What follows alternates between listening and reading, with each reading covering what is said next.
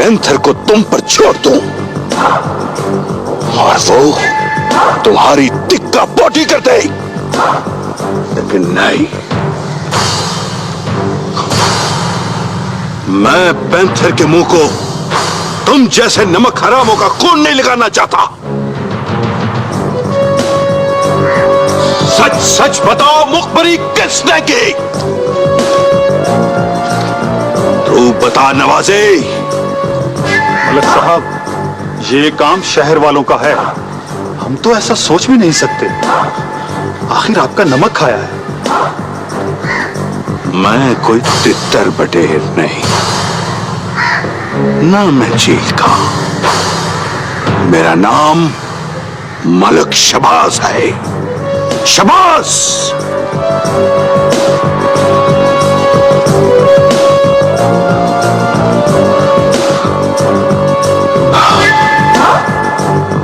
भला हो हमारे शहर के दोस्त का, जिसने बरवक्त छापे की तिला दी थी, वरना इस वक्त तो मैं